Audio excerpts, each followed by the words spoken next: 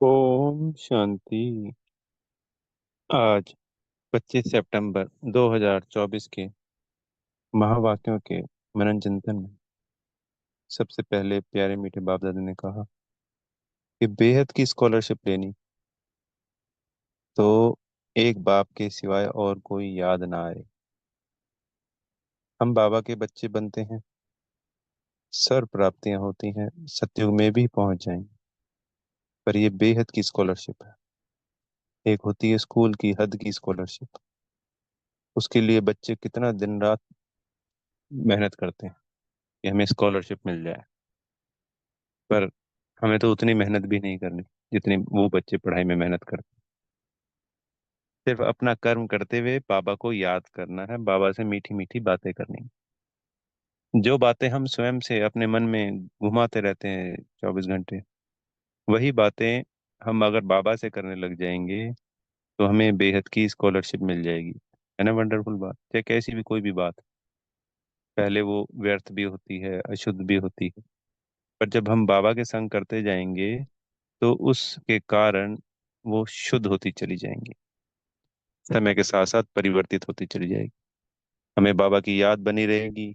और हम जब यथार्थ रीति याद करना शुरू कर देंगे तो हमारे आत्मा के अंदर 63 जन्मों का जो विकर्मों का बोझ है, जो विकार है, वो सब समाप्त हो जाएंगे। जैसे बाबा सोने का उदाहरण दिया आज गोल्ड का, तो उसमें खाद निकल जाती है। तो अग्नि ऐसी चीज होती है जो खाद को और प्योरिटी को अलग अलग कर देती है।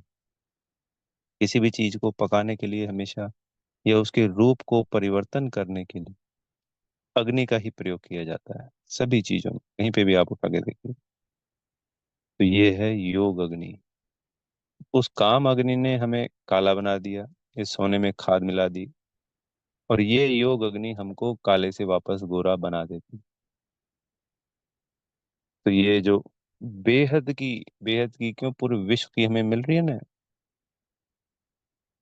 राजाई, तो बेहद की होगी ना स्कॉलरशिप। तो एक बाप के सिवाय इसलिए बार बार बोलते हैं बाबा कि हम जब दूसरी आत्माओं को याद करते हैं तो इस वक्त जो हमारे अंदर पवित्रता की धारणा हो रखी है, उससे उन आत्माओं की कमी कमजोरियां, अभी कोई संपूर्ण तो बना नहीं है, तो वो हमारे अंदर आने लग जाती है। इसलिए बाबा बार बार अटेंशन दिलवाते हैं कि एक बाप के सिवाय। और जब हम एक बाबा को ही याद करते रहेंगे तो उनसे सर्वगुण सर्व शक्तियां बहुत तीव्रता से आने लगेंगी। अगर इस अभ्यास में हम पक्के हो जाते हैं बाबा की याद में। फिर बाबा ने कहा कि बाबा का बनने के बाद भी बच्चों में खुशी नहीं रहती, उसका कारण क्या है? तो बुद्धि में ज्ञान नहीं है पूरा। बाबा की याद यथार्थ रीति नहीं है, अपने को आत्मा समझ उस परमात्मा को याद कर। ये सब ना होने के कारण माया से धोखा मिलता है, फिर मूंझनी आती है, दिल शिकस्त होते हैं। इसलिए बच्चों में खुशी नहीं रहती। इसके लिए बाबा क्या कहते हैं कि ज्ञान, ये जो ज्ञान है, अद्भुत ज्ञान है। हम कभी विचार ही नहीं करते हैं। हम क्लासेस सुनते हैं दूसरों की, मुरली सुनना अच्छी बात है, सेंटर पे सुने, 7 से 8 का जो टाइम है, या अपने सुविधा के अनुसार जो भी टाइम माताओं बहनों का है, दिन का, शाम का, भाइयों का, कहीं किसी का जॉब की वजह से, उस वक्त मुरली तो सुन ली। पर जब हमें खाली समय मिलता है तो बाबा से ही डिस्कस करो उस मुरली के पॉइंट्स को, या ये ज्ञान की पॉइंट को डिस्कस करो। जैसे बाबा ने आज कहा कि आत्मा कितनी छोटी बिंदी है, तो हमें पता है ये मिट्टी के कण से भी छोटी है। मिट्टी का कण अगर उंगली पे रखो तो दिखाई थोड़ी देता है। उससे छोटी आत्मा के अंदर 84 जन्मों का पाठ भरा हुआ है। कितनी शक्तिशाली है इस पूरे इतने 6 फुट शरीर, जिनका किसी का 150 से 200 किलो वजन होता है, ये आत्मा चलाती है उसको। कितनी वंडरफुल बात है। इतने बड़े बड़े पुल, इतनी बड़ी बड़ी मूर्तियां, पूरे पुराने जमाने की, कहते हैं ना जी, इतनी बड़ी बड़ी इमारतें हैं, इन्होंने बिना मशीनों के, बिना आधुनिक तकनीक के कैसे बनाई? तो किसने बनवाई? आत्मा की शक्ति।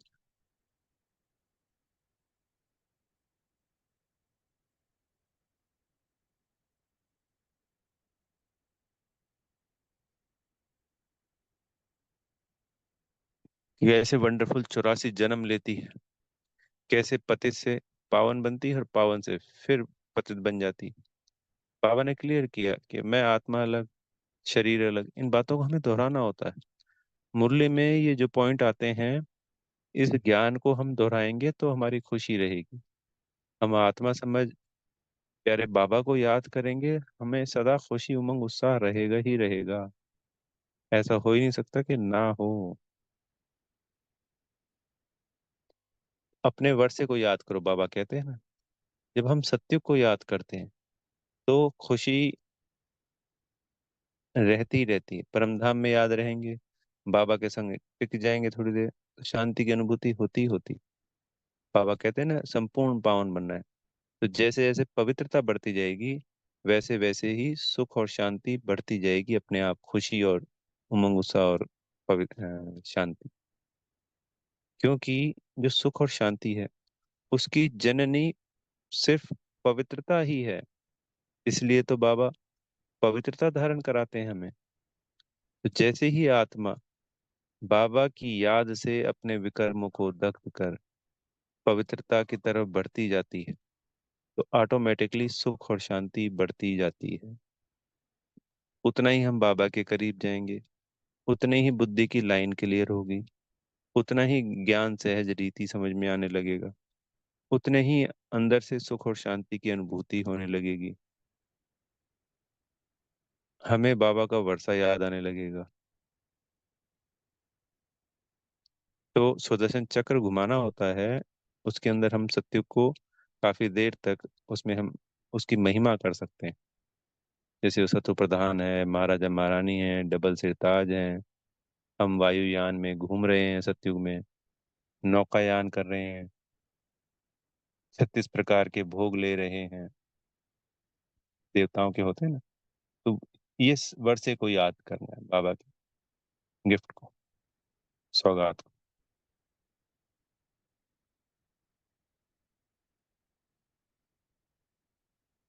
फिर ऐसा हो नहीं सकता कि आत्मा खुशी की अनुभूति ना करे। इसलिए तो बाबा कहते हैं कि माया देखेगी कि बच्चा तो बिजी है, वो आएगी ही नहीं। जब हम बाबा की याद में, इस ज्ञान में हुआ ना अभी आत्मा का मनन चिंतन, अपने वर्षे में सत्य को याद किया, बाबा को याद किया, परम धाम में जाके याद किया, बाबा ने कितनी कितनी हमको अलग अलग, मतलब बोर नहीं हुए बच्चा। कम से कम अगर हम कागज पे लिखेंगे तो हजारों तो सोमान है अलग अलग, और सैकड़ों ड्रिल है। परम धाम है जाके याद करने को, सूक्ष्म वतन है फरिश्ता स्वरूप में देख के अपने आप को याद करने को, सतयुग है वहां पे देवता रूप में अपने आप को याद करने को। फिर कैसे बताओ बोरियत हो सकती है।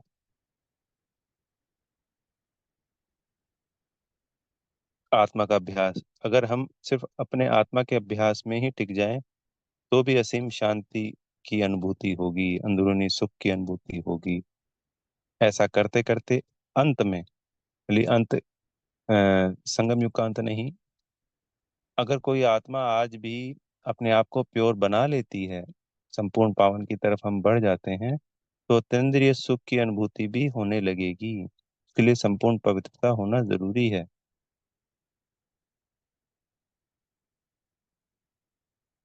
विकर्मों का बोझ जितना कम होता जाएगा, बाबा के नजदीकी और महसूसता उतनी ही ज्यादा होने लगेगी।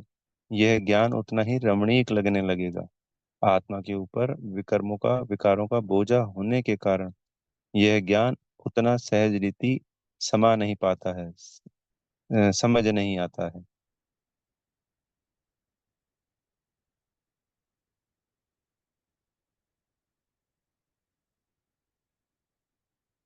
फिर बाबा ने आज मुरली में कहा, कितनी वंडरफुल बात है। आत्मा सुन रही है, परमात्मा सुना रहा है, कभी ऐसा सोचा है? इन पे विचार करना चाहिए। कितनी अद्भुत बात है। जिस परमात्मा को, भगवान को हम ढूंढ रहे थे, वो भगवान रोज हमें कितनी सहज रीति पढ़ा रहा है। कभी गौर नहीं किया इस बात पे अलग से बैठकर, मनन चिंतन नहीं किया। हम इस, बाबा ने कहा, विनाश काले एक तो संसार है विपरीत बुद्धि। और एक है हम प्रीत बुद्धि। ये इसी समय का गायन है। हमें बाबा मिल गया। कौन मिला है? 5 मिनट के लिए विचार करना चाहिए सिर्फ इसी पॉइंट पे। कौन पढ़ा रहा है? कौन चला रहा है? कौन पालना कर रहा है? कौन हमारा टीचर है? लोग संसार के गुरुओं के चरणों में निछावर हो जाते हैं, साष्टांग प्रणाम करते हैं, सारे दिन गुरु जी करते रहते हैं। हमको कौन सा सदगुरु मिला है? अनुभूति इसलिए नहीं होती, ये बातें इसलिए रमणीक नहीं लगती है क्योंकि हम हैं देहधारी और बाबा है बिंदी। इसका कॉम्बिनेशन नहीं है। हम जब स्वयं बिंदी बनेंगे तो उस बिंदी की अनुभूति होने लगेगी, फिर ये जो बातें हैं हमें अच्छी लगने लगेगी। वाह, मेरा बाबा कौन, मुझे पढ़ा रहाने वाला टीचर कौन, और मेरा सदगति करने वाला, गति सदगति देने वाला मेरा सदगुरु कौन। उसके लिए, इसलिए बाबा कहते हैं अधिक से अधिक हमें आत्मा का अभ्यास करना होता है। फिर बाबा ने कहा कि यहाँ कोई शास्त्र ना तो तुम पढ़ते हो, मैं तो सिर्फ शास्त्रों के बारे में पढ़ाता हूँ। ना मेरे हाथ में शास्त्र है, ना ब्रह्मा बाबा के हाथ में कोई शास्त्र है, और ना तुम्हारा कोई शास्त्र है। बिना शास्त्रों के रोज बाबा हमको 1 घंटे का, ये हमारा लव लेटर समझ लो, शिक्षा समझ लो, कुछ भी समझ लो इसको, बिना शास्त्रों के बाबा हमें ज्ञान समझाते हैं। कोई भी साधु संत ऐसा कर ही नहीं सकता, नामुमकिन।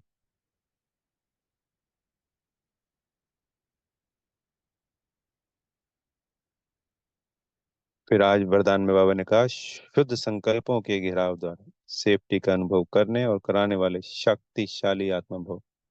जितने हमारे संकल्प शुद्ध और शक्तिशाली होंगे, उतना ही हमारी सेफ्टी, माया से सेफ्टी रहेगी। तो दृढ़ता की शक्ति द्वारा सेकंड से भी कम समय में व्यर्थ को समाप्त कर देंगे ये शुद्ध और संकल्प, शक्तिशाली संकल्प। इसलिए हमें, जब हम मनन चिंतन करेंगे, हमारी पवित्रता बढ़ती जाएगी, तो स्वतः ही हमारे शुद्ध संकल्पों का खाता बढ़ता जाएगा। और दृढ़ता के साथ जब हम शुद्ध संकल्प क्रिएट करेंगे तो हमारे स्वयं में भी पूरी सेफ्टी रहेगी, और हमारे साथ वाली आत्माओं को भी हम पूरी सेफ्टी कर सकेंगे अपनी शुभ भावनाओं और शुभकामनाओं से। अच्छा। ओम शांति। बेहद का धन्यवाद मेरे प्यारे मीठे बाप दादा जी का। बहुत बहुत धन्यवाद।